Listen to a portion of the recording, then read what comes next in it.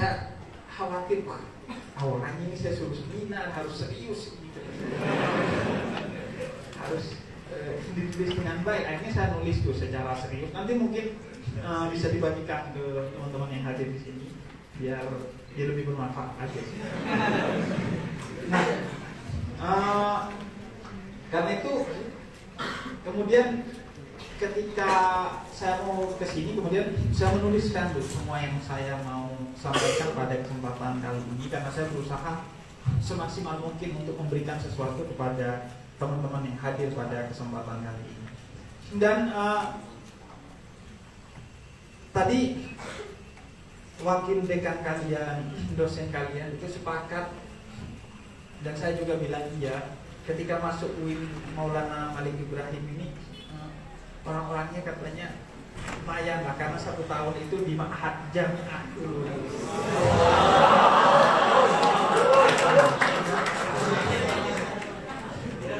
Dari pakaiannya iya, kemeja lengan panjang, kolor, kotak, iris, itu khas anak UIN. Iya, khas anak UIN. Nah, cuma sebenarnya itu tidak valid. Omongan itu atau pakaian itu tidak bisa valid menilai moral mahasiswa dan mahasiswi sekarang. Ukuran paling valid untuk menilai itu adalah buka HP.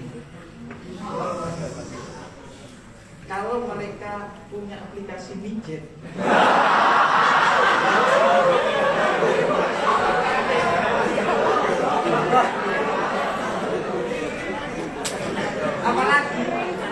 apalagi kalau ada orang punya aplikasi Muslim Pro sekaligus midget,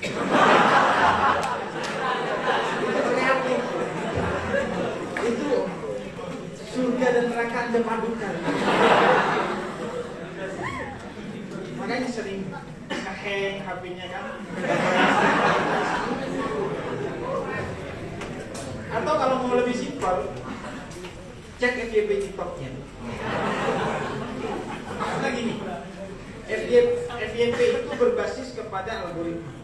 Algoritma itu berbasis kepada hati paling nurani.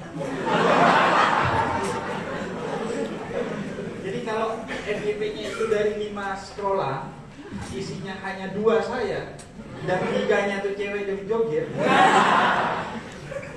itu kemungkinan secara moral masih degradasi. Apalagi kalau FYP-nya tuh ngeliat cewek joget-joget, kemudian ketika nyelip ceramah saya, astagfirullahaladzim. Sebaliknya, harusnya kan ceramah kalau ada cewek. Lakukan begitu. Oke, saya mau masuk ke apa yang disampaikan moderator tadi, bahwa Indonesia itu beragam. Moderator telah menyampaikan keragaman dalam segi kuantitas berupa luas geografi kita yang begitu luas. Tapi dari segi kualitas, saya ingin menyampaikan bahwa Indonesia itu memang negara yang begitu beragam. Bayangkan, Timur Tengah itu satu suku banyak negara, dan mereka tidak sukses mengelola negaranya dengan baik. Hingga sekarang Afghanistan itu masih bertengkar 7 suku, bahkan minta bantu kepada Nahdlatul Ulama untuk mendamaikan. Secara resmi sudah 3 tahun aku mendampingi Afghanistan untuk membangun moderatisme beragama di sana agar tidak terjadi konflik antar suku yang jumlahnya 7 doang. Di Indonesia itu 1.600 suku. Bayangin, 600 suku dan 1.600 bahasa di Indonesia itu jumlah suku. Makanya secara kualitas Indonesia itu negeri yang paling beragam di dunia. Bahkan saya udahlah gak usah ngomongin suku. 7 itu bandingannya bukan 7 suku di Afghanistan, bandingannya bukan dengan jumlah suku di Indonesia. Terlalu gak matching. Bandingannya itu dengan 7 sebutan martabak manis. Lu tahu nggak? Indonesia itu perkara menyebut martabak manis itu bisa ada di sini disebutnya apa?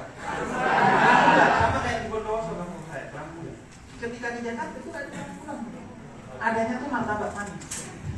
Ada beberapa kota yang menyebutnya kue Bandung. Itu ada 7 di Indonesia itu. Penyebutan berdasarkan beberapa daerah.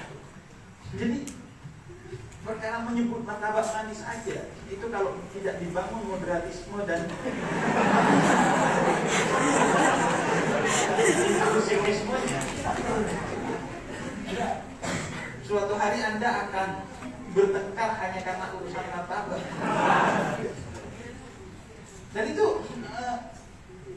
saya nggak bercanda gitu, saya serius. Karena gini, Anda tahu nggak, saya itu pernah dibilang Habib psikopat hanya karena makan buburnya diaduk. Dia marah beneran, hanya orang psikopat yang makan buburnya diaduk. Dan saya sudah setahun ini bilang bahwa hati-hati dengan keragaman Indonesia kalau nggak dijaga. Dan salah satu contohnya, saya biasanya supporter bola. Dan memang ada di kita. Iya, dijapu malah. Jadi kalau tidak dikelola dengan baik, itu bisa berbenturan dengan apapun. Dan itu yang terjadi di Timur Tengah. Timur Tengah itu pernah pan-Arabisme, kebangkitan budaya Arab, gagal. Kemudian pan-Islamisme, gagal juga.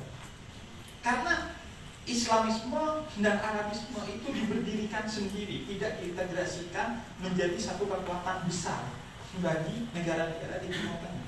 Sedangkan kita itu tidak pernah punya memori tentang bahwa budaya itu sendiri, agama itu sendiri, dan lain sebagainya itu sendiri-sendiri. Kita itu mengintegrasikan semuanya dalam satu kalimat salah, yaitu Pancasila. Karena itu kita solid dan tidak pernah menemui perkara-perkara seperti yang ditemui di Timur Tengah. Nah,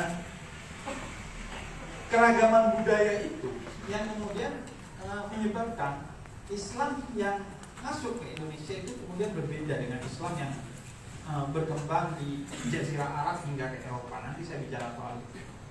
Oke, nextnya saya mencoba bersedia kepada tema yang diberikan oleh panitia. Next. Enggak, di atasnya. Iya. Pertama, bahwa Islam itu hadir untuk manusia. Islam itu dihadirkan untuk manusia. Agama ini diturunkan untuk mengatur manusia agar bisa hidup dengan baik, sesuai dengan fitrahnya yang diciptakan oleh Allah. Fitrahullah allati fataran nas 'alaiha. Agama Islam itu agama sesuai dengan fitrah. Bahkan bukan hanya Islam, semua agama dalam surat Ar-Rum ayat 31, ayat 30 itu disebut sebagai Islam. Dan itu untuk memenuhi kebutuhan manusia. Karena itu kata Nabi dalam salah satu sabdanya, para nabi itu bagaikan saudara seayah, agama mereka satu yaitu Islam, dan ibu-ibu atau syariat-syariatnya yang berbeda-beda. Artinya dari awal agama ini diciptakan untuk manusia, karenanya nilai substansinya sama yaitu Islam, tapi syariatnya berbeda-beda untuk menyesuaikan dengan budaya-budaya manusia yang dihadapinya. Nabi Ibrahim berhadapan dengan satu kelompok, Nabi Musa dengan satu kelompok. Apakah beda agama yang dibawa Ibrahim, Musa, dan Nabi Muhammad? Tidak beda, tapi yang membedakan hanya syariat-syariatnya yang sifatnya itu bukan substansi, tapi sesuatu yang sifatnya artifisial, bukan sesuatu yang sifatnya substansial. Karena Allah itu menurunkan agama ini untuk manusia, sehingga posisi manusia sebagai pribadi yang berbudaya itu sangat dihargai dalam Islam. Karena itu dari awal agama ini telah meneguhkan ittaqullah famastamta'tum, bertakwalah kamu semampu kamu, karena kamu sebagai manusia yang berbudaya itu sangat dihargai oleh Allah. Karena itu ketika aspek antroposentris, kemanusiaan agama hilang, itu menjadi begitu berbahaya. Kan ada kelompok-kelompok yang ingin menggiring agama ini menjadi sangat teosentris, bahwa kita ini tidak ada artinya. Kita berarti kalau kita berikan semuanya kepada Tuhan. Itulah kemudian kelompok-kelompok radikal teroris yang pola pikirnya itu adalah teosentris, bahwa agama ini untuk Tuhan, bukan untuk kita. Padahal agama ini bukan hanya beraspek teosentris, tapi beraspek antroposentris untuk membangun jiwa kita sebagai manusia yang berbudaya. Bahkan pada aspek yang paling mendasarnya yaitu akidah. Kenapa Allah minta disembah? Padahal mau kita sembah juga dia tidak makin agung, tidak disembah juga dia gak jadi hina. Tapi kenapa? Karena demi kita, bukan demi dia. Dia tidak butuh disembah. Dia minta disembah agar kita tidak menyembah selain dia. Karena jika kita menyembah selain dia, maka pasti kita akan dizalimi oleh sesuatu yang kita sembah. Makanya Tuhan, yaudah, sampean ini gak bisa menyembah sesuatu, pasti harus menyembah sesuatu. Yaudah, nyembah saya aja. Karena kalau enggak, pasti kalian nyembah Fir'aun. Dan faktanya Fir'aun menzalimi para penyembahnya. Kalau enggak, kalian nyembah Namrud. Dan faktanya Namrud mendiskriminasi penyembahnya. Siapapun selain Tuhan, kalau disembah, pasti dia akan mendiskriminasi, memarginalisasi, dan menghabisi sesembahannya. Karena dia tidak memiliki sifat-sifat ketuhanan yang serba makna itu. Karena itu Tuhan minta disembah dalam aspek yang paling mendasar dari agama ini, yaitu akidah. Bukan untuk Tuhan, tapi untuk kita manusia. Ini aspek yang paling mendasar. Jadi agama ini memang diturunkan untuk manusia. Karena itu saya sering bilang, kenapa kita beragama, khususnya agama Islam? Karena agama Islam itu mengatur 50% dari apa yang harus kita lakukan di dunia ini. Cara mengurus mayat, cara mandi, cara kencing, cara buang air besar, cara makan, cara minum, semua diatur. Sehingga 50% urusan kita itu selesai. Tuhan yang mendikte kita, ngajarin kita nih kalau mau begini, ini yang terbaik. Mbak Sujiwo Tejo itu pernah cerita di salah satu vlog saya. Kenapa dia akhirnya sholat lagi setelah baca buku-buku filsafat dan dia gak sholat? Karena pas ibunya meninggal, dia gak tahu cara menguburkan ibunya. Aristoteles gak ngajarin soal ini sebenarnya. Ternyata agama itu penting, kata dia. Dia kembali tuh kepada agama. Anda yang beragama itu akan membuat 50% urusan Anda selesai. Sehingga sisanya 50% adalah Anda mengaktualisasikan diri Anda sebagai manusia.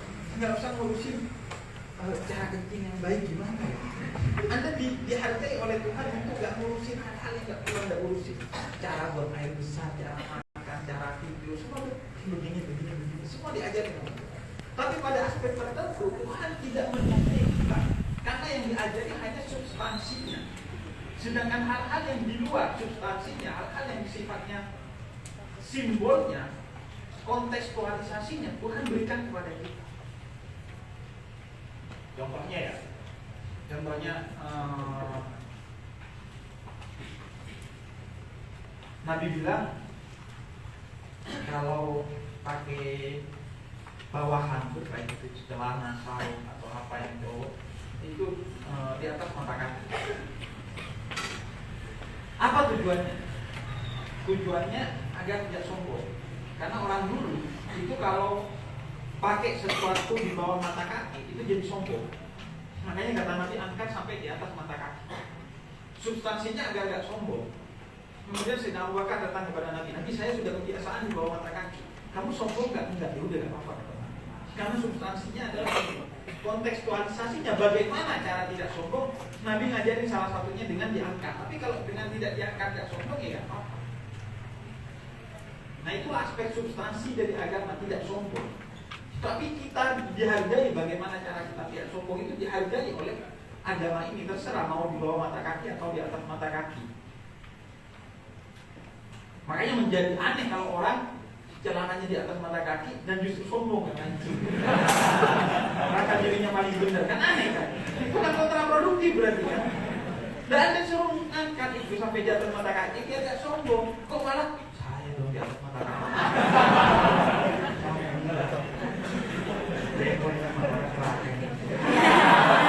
Iya kan? Makanya Islam itu substansi, kualitas. Dia bukan simbol, dia bukan kualitas. Kalaupun dia berbicara tentang simbol, itu satu hal. Yang kemudian kalau berbeda konteks, silakan diubah simbol itu sesuai dengan konteksnya masing-masing. Nanti kita bicara soal itu. Nah, jadi intinya Islam itu turun dan semua agama untuk manusia.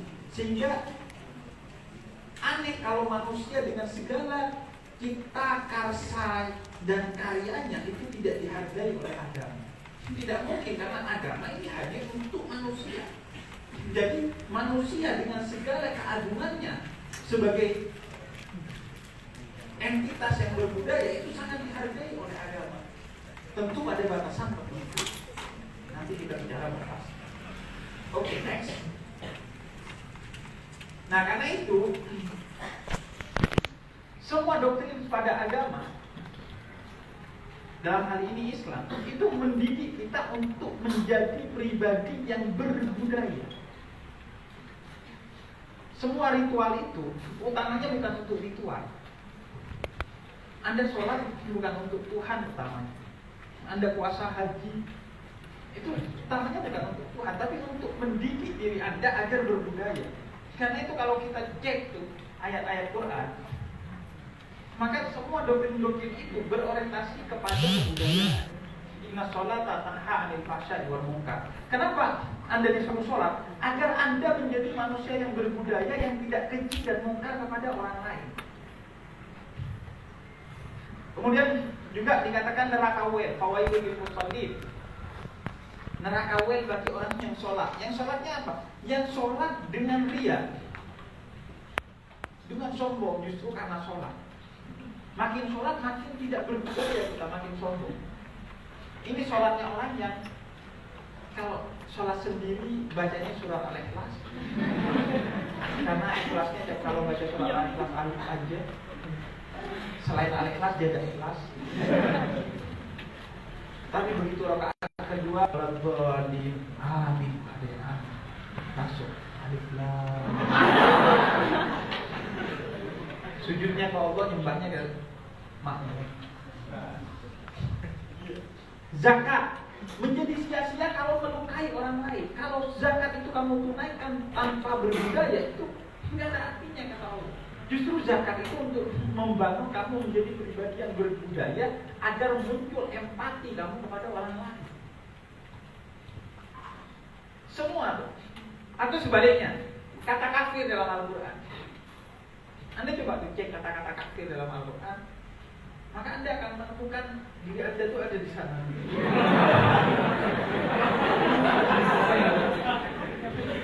Kafir itu bukan hanya aspek akidah, tapi aspek budaya. Kafir itu dalam Al-Quran bukan hanya mengacu kepada orang yang tidak menyembah Allah atau tidak Islam, tapi juga pada aspek substansi. Kafir itu mengacu kepada seseorang yang tidak memegang nilai-nilai kebudayaan yang luhur. Contohnya, la in syakartum la'azidannakum wa la in kafartum inna adzabi lasyadid. Kafir itu antonim dari kata syukur. Jadi orang yang enggak bersyukur itu orang kafir. Walaupun secara akidah tidak, tapi secara substansi telah melakukan tindak kekafiran. Cosplay jadi orang kafir. Itu kafir. Dalam Al-Quran ini dikit aja saya cantumkan. Luqman 32. Kafir itu artinya orang yang tidak setia.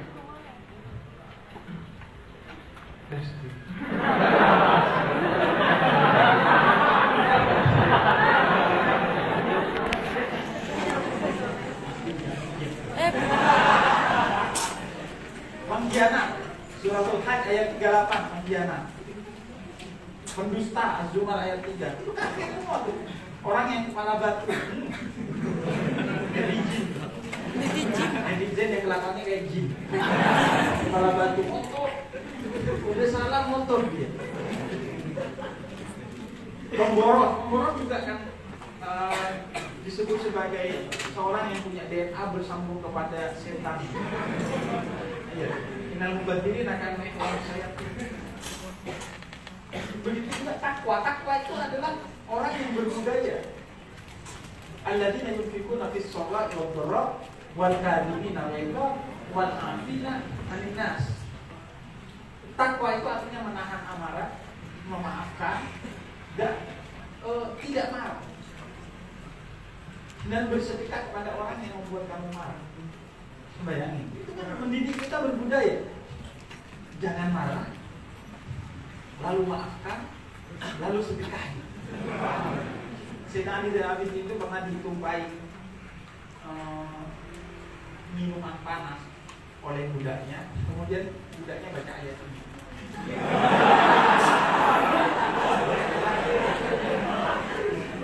Serius di dalam riwayat. Jadi ketika dia menumpahkan, kemudian dia baca ini, wal kadhimina ghaidha. Kemudian kata Sayyidina Ali bin Abi Thalib, saya enggak marah. Kemudian wal afina annas, saya maafkan kamu. Kemudian alladzina yunfiquna fis sabilillah. Kemudian kata Sayyidina Ali bin Abi Thalib, mulai sekarang kamu merdeka dari budak. Nanti kalau tiba-tiba kamu masuk kelas lupa bikin tugas,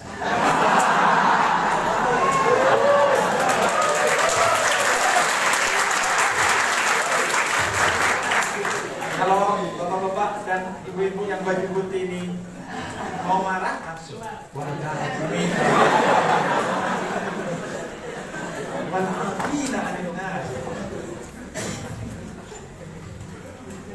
alladzina yunfiquna fis sarra'i wad dharra. Ya, kamu aja dosennya dah. Atau ya mulai sekarang kamu bukan mahasiswa lagi.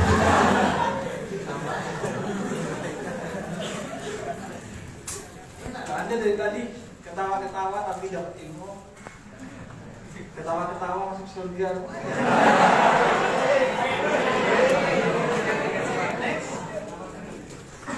Nah, penyebaran Islam karena itu berbeda antara ke utara Arab, Jazirah Arab, dan ke selatan Jazirah Arab. Islam yang tersebar ke utara Jazirah Arab di era-era awal kedinastian Islam sampai puncaknya di dinasti Umayyah itu berbasis kepada penaklukan melalui peperangan-peperangan yang dimana awalnya oleh Sayyidina Umar bin Khattab ketika menjadi Khalifah Muslimin, dan gagasannya sudah dibangun sejak Khalifah Abu Bakar As-Siddiq yang puncaknya Ghulibatir Rum, runtuhnya Romawi. Itu pakai pedang ditaklukkan. Puncaknya pada Bani Umayyah yang menaklukkan Andalusia, Spanyol. Spanyol itu di zaman kekhalifahan Umayyah itu 90% masyarakatnya Muslim. Karena kekuatan dari penaklukan, tapi pakai pedang. Messi, Safi itu dulu nenek moyangnya Islam dia. Nah, berbeda. Karena itu Islam yang naik ke utara sana karena berbasis kepada penaklukan, maka penerimaannya pun tidak secara utuh. Banyak mereka yang menerima Islam karena takut diserang, karena takut ini dan itu. Karena penyebaran Islam ke atas itu berbasis kepada penaklukan, sehingga Islam tidak masuk ke sanubari mereka. Mereka adalah orang-orang yang sebagiannya disebut dalam Al-Quran bahwa mereka bukan beriman tapi berislam. Mereka ya sholat, tapi sholatnya tidak sepenuhnya karena keimanan kepada Allah, lebih ke semacam yoga bersyariah. Karena penaklukan, saya nggak mau bilang itu pemaksaan, tapi paling tidak penaklukan. Pendekatannya berbasis pendekatan militeristik.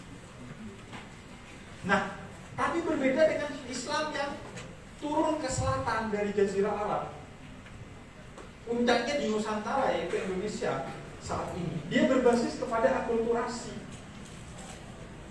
Dari yang awalnya dibawa oleh Wali Songo di abad ke-14, kemudian oleh para sufi di abad ke-16, di mana masuknya dari Aceh itu, misalnya Hamzah Fansuri, Asingkri dan lain sebagainya. Dan pada abad kontemporer dibawa oleh Habaib, salah satunya melalui pendirian Jami' Akhir pada 1901. Yang semua itu tidak pakai pedang.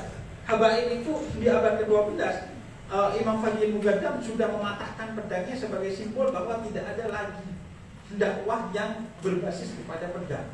tapi berbasis kepada cinta kasih yang platform utamanya itu adalah akulturasi budaya. Makanya kerajaan itu bukan ditaklukkan dengan pedang oleh mereka, tapi ditaklukkan dengan pernikahan.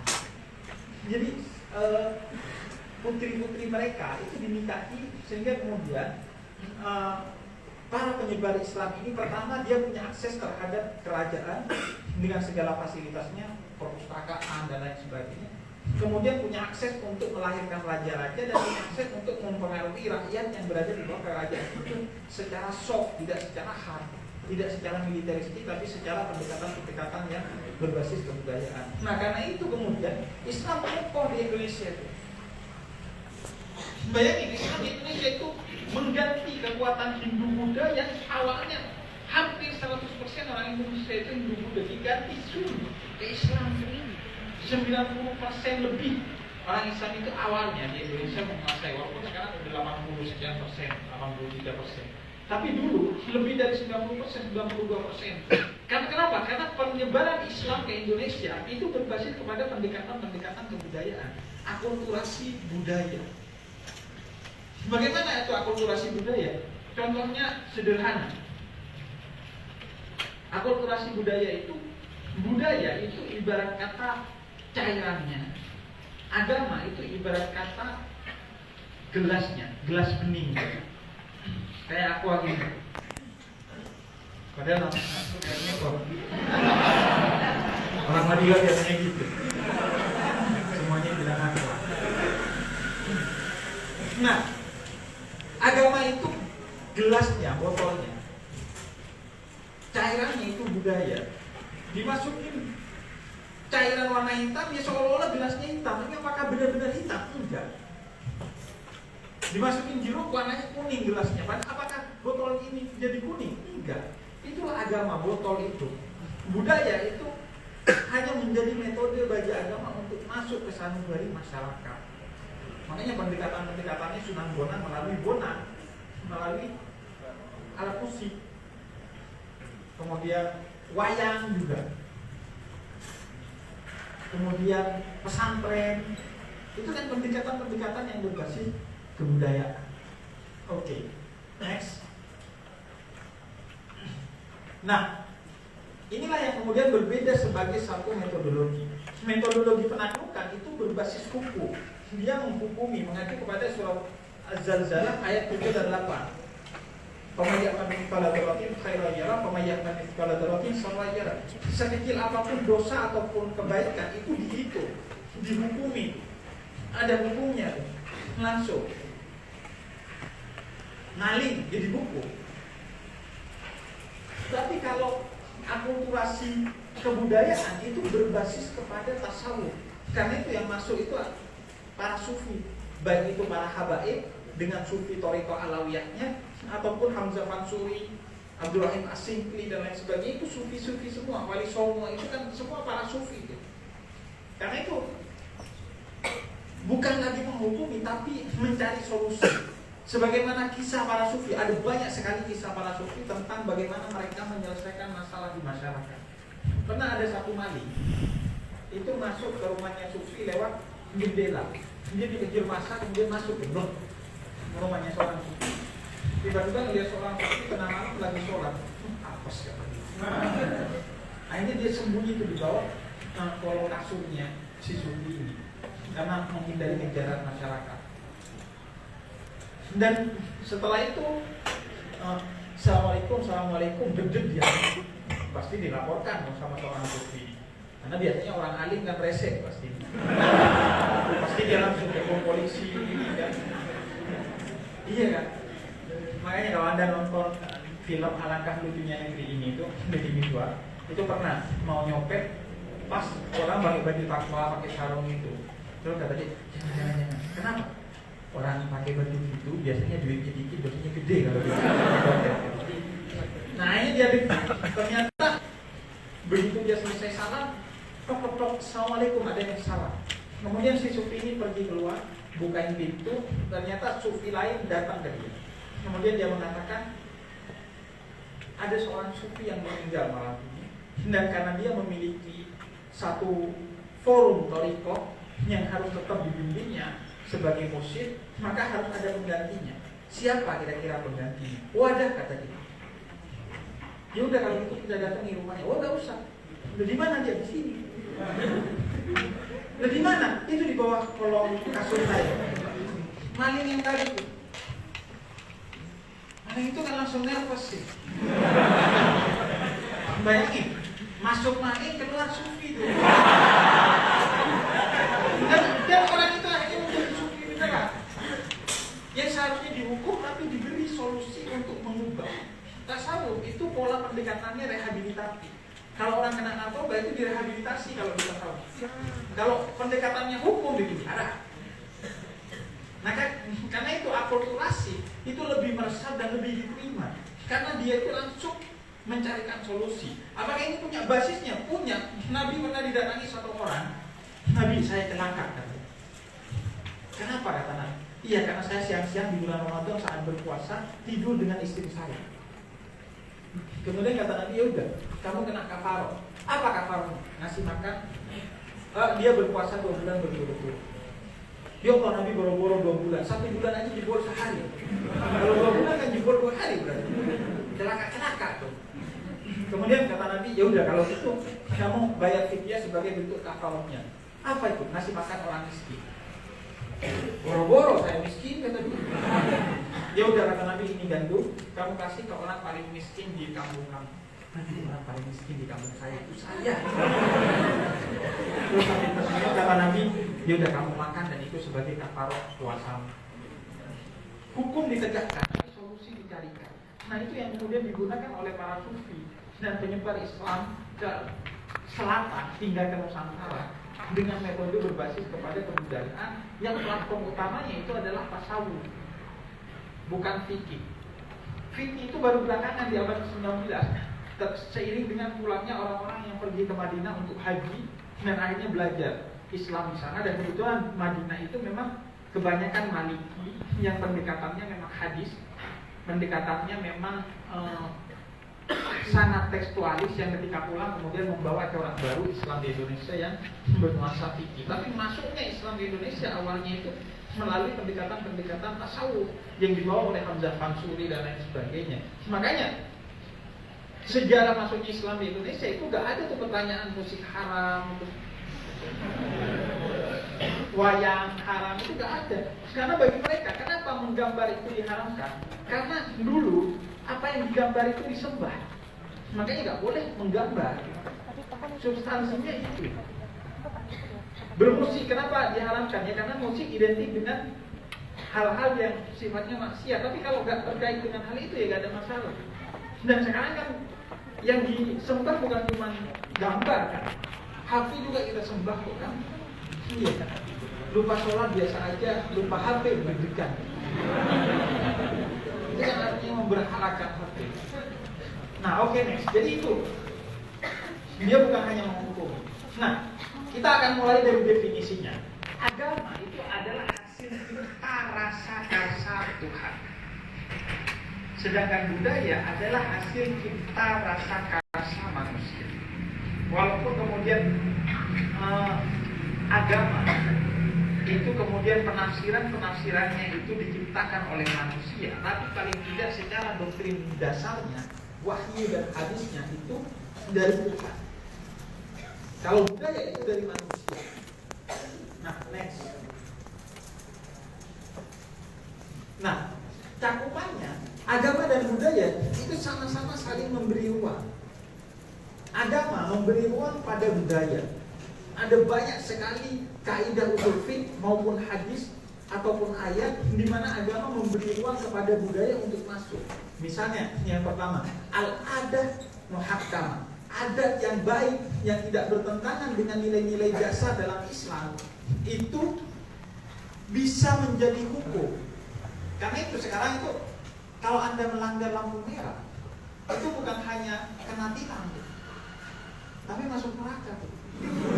Iya karena itu dosa juga, karena ada muhakam, ada lampu merah itu telah bersifat memberikan edukasi dan maslahat yang baik bagi kita, sehingga kalau itu dilanggar akan menyebabkan mafsadat. Karena itu ada yang baik ini kemudian dia menjadi syariat, dia menjadi hukum dalam Islam. Dasarnya banyak.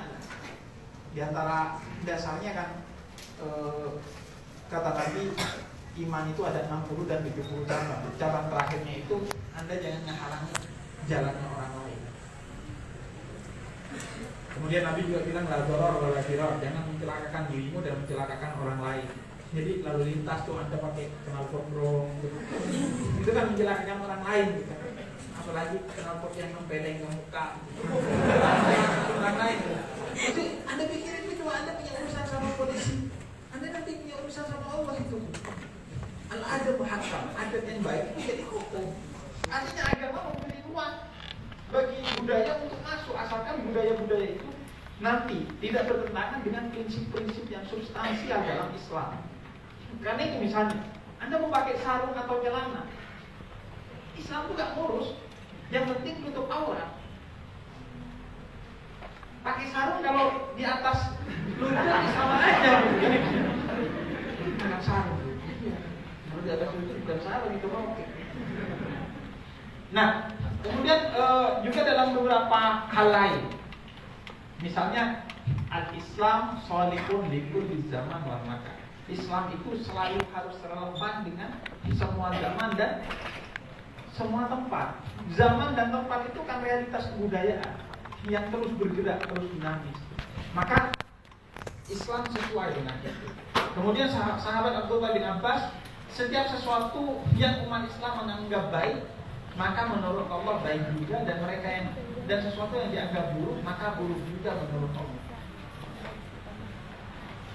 Jadi segala sesuatu. Karena itu, Anda tahu salah satu syarat untuk jadi imam itu apa? Anda harus disukai oleh mayoritas makmumnya. Itu kan ada ya. Tapi kan orang sekarang udah gak memegang itu kan. Apalagi saya kalau di mana, di bandara tuh, enteng orang tuh tiba-tiba jadi imam. Zaman kita di pesantren itu kan jadi imam tuh dorong-dorongan.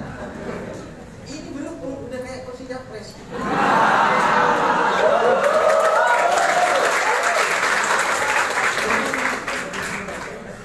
Terus baca surat panjang. Padahal kata Nabi kalau jadi imam suratnya pendek, karena takut makmumnya ada yang sakit, ada yang kebelulan, ada yang berusaha. Manusiawi. Kita dihargai sebagai manusia oleh Islam. Apalagi di bandara. Tengah-tengah jadi makmum saya pernah tuh, masih rakaat 2 udah teng pesawat saya mau berangkat. Iya kan? Otomatis kan kita langsung nesu gitu sama. Gak mungkin dong saya keluarin di sini. Yang Maulana Malik Gibran.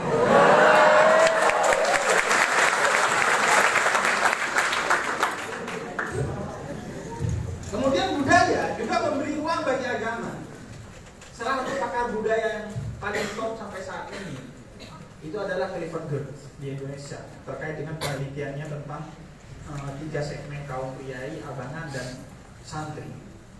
Dia katakan agama itu bagian dari budaya, sehingga apa yang menurut agama itu baik, itu akan mempengaruhi budaya.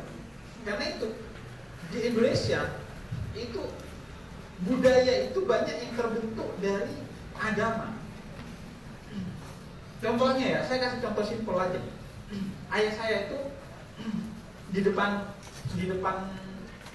rumah saya itu ada pohon asam gede, dalamnya itu lubang karena usianya udah 100 tahun lebih. Kemudian dibakarin biasanya sama anak muda tuh kalau malam-malam. Diusir kan nggak mungkin, diusir balik lagi. Kemudian ayah saya gampang aja, pakai pendekatan agama untuk membangun budaya positif. Apa? Dikasih foto ulama dan kiai di pohon asam itu. Udah gak dibakar tuh sama anak. Sama kayak di Bali, budaya Bali itu sumbernya dari religiusitas. Pohon dikasih bendera Rockles tuh. Hitam putih. Itu takut orang tuh kalau itu kan agama yang kemudian dimasukkan kepada budaya. Jadi begitu juga kata Imam Syafi'i kan gini. Sesuatu yang benar itu pasti masuk akal dan sesuatu yang rasional itu pasti benar. Artinya budaya itu diberi ruang. Kebenaran itu pasti sesuai dengan cipta karya dan karsanya manusia yang berakal. Asalkan akalnya benar ya. Bukan akal yang instrumental. Kalau di filsafat itu ada akal yang instrumental. Teorinya Habermas, mazhab Frankfurt. Akal instrumental itu gampangnya akal yang digunakan untuk ngakali. Iya.